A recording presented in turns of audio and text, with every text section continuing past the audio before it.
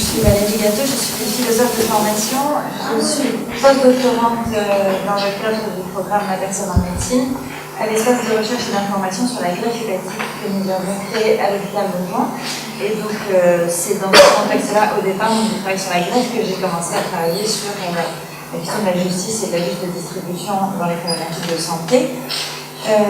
Aujourd'hui, je vais plutôt m'intéresser à l'articulation du soin, du tri et de la justice dans le contexte en fait plus général de l'augmentation des coûts de la santé, puisque c'est dans ce contexte-là quand même, alors effectivement qui est en partie construit, ce contexte-là, il n'est pas uniquement donné comme l'avait montré Céline, mais c'est dans ce contexte-là que se pose ce type de questions, avec une augmentation globale des coûts de la santé, la volonté de minimiser ces coûts, tout en continuant à offrir la protection de la santé, c'est-à-dire tout en luttant contre les inégalités sociales de santé. C'est un peu ce qui est attendu à l'heure actuelle du système de santé, et c'est pas un petit défi. En France, donc, malgré les réformes successives, le coût de la santé ne cesse d'augmenter. Il y a plusieurs facteurs qui peuvent expliquer, qu'on a déjà abordé ici, l'innovation médicale et son coût, éventuellement une mauvaise organisation de l'offre de soins, l'inconscience supposée des médecins qui prescrivent trop d'examens, les firmes pharmaceutiques qui visent un profit trop important, et le citoyen qui est réputé choisir des soins déraisonnables et devenir un consommateur déraisonnable. Donc, quoi qu'il en soit, des causes, ce qui est sûr, c'est qu'avec l'augmentation des coûts, les injustices et les inégalités se développent. Je vous donne quelques exemples. En France, les populations les plus défavorisées économiquement, c'est un constat du CCNE, c'est pas le mien. Donc économiquement et administrativement, renoncent aux soins au point que leur espérance de vie est parfois proche de celle des pays en voie de développement, donc on est vraiment très loin de ce qui est attendu. Les classes moyennes et les populations précaires renoncent en grande partie aux soins dentaires qui sont trop chers et très mal remboursés. Et certaines personnes âgées se voient privées de ces différentes interventions ou traitements, pas toujours, mais parfois, au nom du faible coût efficacité à leur âge. Bref, la situation génère des injustices et la nécessité d'y apporter des solutions est admise par tous, donc on est bien dans une question de justice. Pour ça, la première tentative, c'est des modèles de rationalisation des soins. L'idée, c'est d'offrir à tous les soins qui sont reconnus utiles et nécessaires, donc qui ont un bon rapport coût-efficacité, tout en limitant les dépenses pour les soins qui ne sont soit pas utiles, soit pas nécessaires.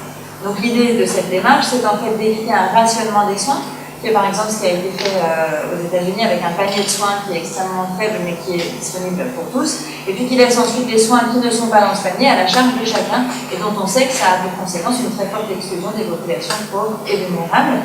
Donc l'idée, c'était au contraire de continuer à fonctionner pour la santé selon un double critère de justice, qui est que d'un côté, chacun finance selon ses revenus, et que de l'autre côté, chacun accède selon ses besoins. C'est ça le principe en fait de la solidarité de notre système de besoins. On finance selon ses ressources et on accède selon ses besoins.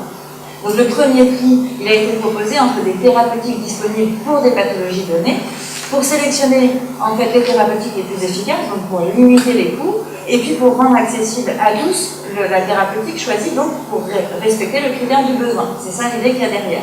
C'est donc en fait un prix qui vise précisément à proposer un juste soin au juste coût et à chacun, donc à éviter les situations tragiques où on est conduit à arbitrer entre des personnes.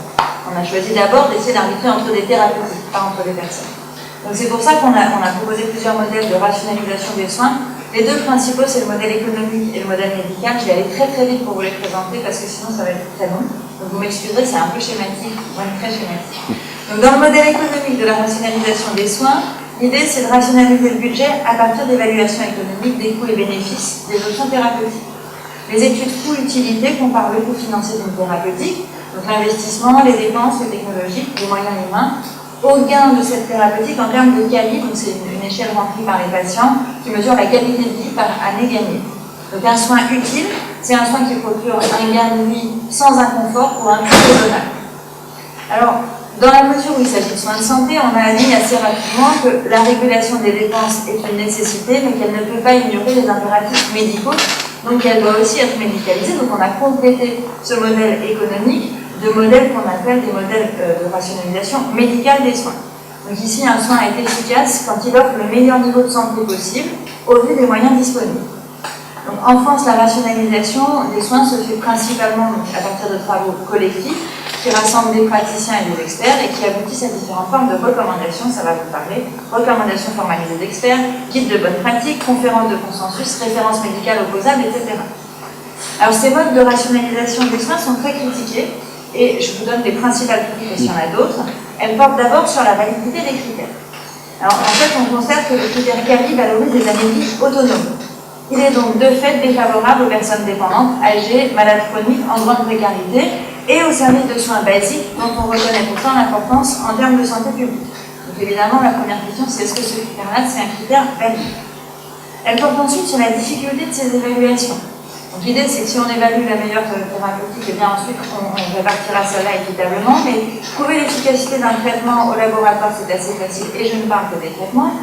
Trouver l'effectivité de ces effets hors du laboratoire, c'est beaucoup plus difficile. Ça représente des démarches coûteuses et longues. Donc ici, rationaliser des soins perçus comme trop coûteux, bien, ça coûte cher de l'autre côté, en fait, de les évaluer. Elles sont aussi critiquées sur la question de la responsabilité médicale et de la place du patient dans ses décisions. Jusqu'à quel point le médecin qui suit les références engage-t-il sa propre responsabilité, et qu'en est-il si au contraire il ne suit pas les recommandations? Évidemment, sur la place du patient, appliquer à un patient une stratégie thérapeutique donnée comme efficace par des méta-analyses, ça laisse entrevoir un patient passif, et ça pose la question du choix et de l'autonomie des patients dans un contexte qui est quand même globalement plutôt à la valorisation des choix des patients au retour à une forme de passivité. Ils sont encore critiqués sur leur incapacité à saisir l'ensemble des données qui sous-tendent ces décisions et qui ne peuvent pas se saisir en termes de coefficacité. Donc ça, c'est tout ce dont on a parlé tout à l'heure. Représentation de la santé, valeur humaine du soin, symbolique du système de soins qui représente la place réservée aux plus vulnérables dans une société, etc. Donc en fait, ils ignorent tous ces calculs d'arrière-plan social et éthique dans lesquels se font les décisions. Enfin et surtout, ces différents prix et rationalisations antithérapeutiques n'ont pas permis de maintenir un accès à tous en fonction du seul critère du besoin, donc d'être plus juste. Parce que là, il y avait derrière l'idée qu'on maintenait cet accès à tous en fonction du seul critère du besoin, puisque les inégalités sociales de santé persistent. Par exemple, en 2010, en France, il persistait une différence d'espérance de vie à 35 ans, de 7 ans entre les ouvriers et les cadres supérieurs, alors que ce sont deux catégories qui bénéficient d'un emploi, d'un logement et d'une insertion sociale. C'est les données du Haut Conseil de la santé publique.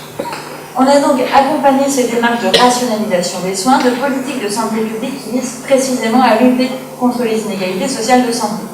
Politique de prévention, information sur les comportements de santé, meilleur accès aux soins, etc.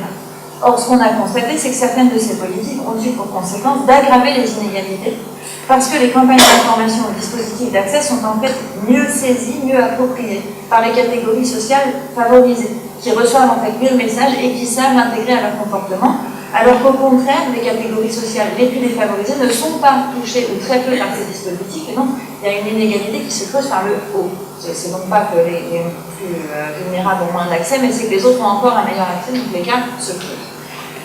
Bref, pour toutes ces raisons, on a admis qu'aucune rationalisation ne peut à elle seule être appliquée, et que ce qui serait bien, c'est une rationalisation démocratique et transparente, et que c'est ça le choix qui devrait être fait pour assurer des décisions justes. Donc l'idée ici, c'est qu'en matière de soins et de santé, la justice, c'est à la fois le but de la démarche qui fixe les priorités, mais ça doit aussi en être le moyen. C'est une démarche et une réflexion juste et transparente qui permet d'aboutir à des décisions justes.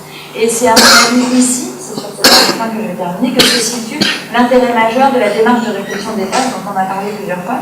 En effet, il me semble qu'au lieu d'élaborer de nouvelles politiques qui sont pensées en top-down, c'est-à-dire de haut vers le bas, pour limiter les inégalités ou pour améliorer la situation donc en implémentant du haut dans les pratiques, eh bien, donc on constate justement qu'elles conduisent à des formes de discrimination qui ne donnent pas leur nom. Eh bien, la démarche de base, ça consiste au contraire à partir des situations concrètes d'accueil des populations les plus vulnérables, de celles qui ont le moins accès aux soins, pour justement discuter en transparence des critères et arguments qui sont mobilisés dans les décisions d'arbitrage auxquelles sont confrontés les services de fait. Donc de partir vraiment de ces situations-là. Donc à mon avis, en ce sens, c'est vraiment une démarche d'éthique appliquée bottom-up qui part des pratiques pour questionner les principes généraux, qui part de cas concrets des pratiques professionnelles et qui vient questionner les principes généraux. Et en ce sens, il me semble qu'avec cette démarche, la PAS s'inscrit aussi concrètement dans une démarche éthique telle que celle qui a été attendue par le CCNE, qui a travaillé sur ces questions, sur la question des décisions médicales sous contrainte budgétaire en 2007, et qui demande que soit organisé, je cite le CCNE dans le rapport, un véritable débat au niveau de la société et des responsables politiques sur l'évaluation de la portée et des conséquences des différentes stratégies pour améliorer le rapport coût-efficacité du système hospitalier, au regard de ces missions, qui ne sont pas uniquement des missions de soins, mais qui traduisent aussi la promotion de la solidarité nationale et qui s'intègrent donc aussi dans le champ de l'action sociale. Donc pour toutes ces raisons-là, il me semble que c'est vraiment important de continuer à développer des démarches comme celle-là, de réfléchir tous ensemble dans cette forme d'interdisciplinarité et d'essayer justement de maintenir ces démarches en bottom-up, donc des pratiques carrées. Merci.